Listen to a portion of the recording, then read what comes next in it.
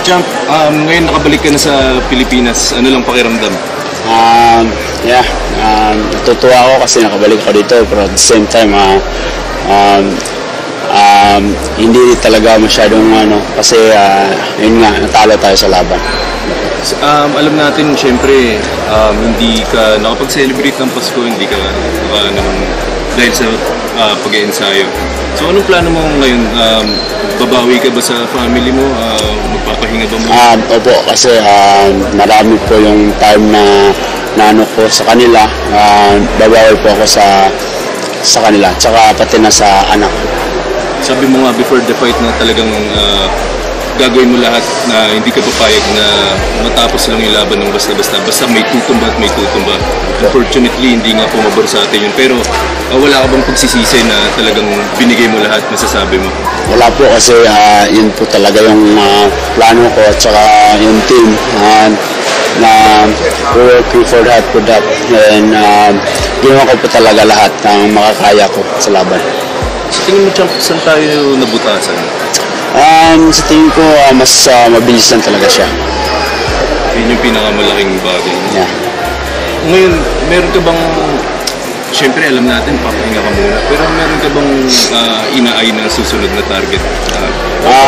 Papahinga lang ko ng konti kasi gusto ko tuloy-tuloy makalaban pa rin ako. May, sabi ng boss ko, May daw. So, yeah. Matanong ko lang, Champ, nung unang beses tumumba ng round 4, pero bumangon ka pa rin, nagpatuloy. Ano yung nasa isip mo nung nagpatuloy ka na? Of course, palagi ako nasa gym. Palagi ako nagpo-training. Tsaka, hindi po pwedeng tutumba lang ako ng 4 na rounds ng 2 belt ko. Hindi ko alam kung nababalitaan mo, pero sumisito naman sa usapan si John Riel Casimero. Sino yun? Hindi mo kilala yun? Hindi ko kilala yun. Okay, next question. Ano sinabi ng family mo after this week?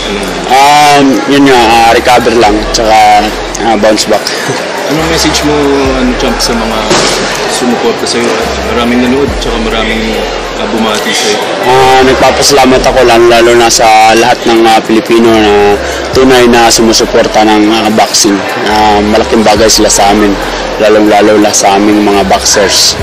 And last na lang pala, yung ginawang libre ni Senator Manny itong laban mo para mapanood ng laban. Yeah, opo, malaking bagay din po sa akin yun. Nagpapasalamat talaga ako sa Senator Manny at saka yun nga po, medyo talagang talo tayo pero ginawa naman po natin talaga lahat.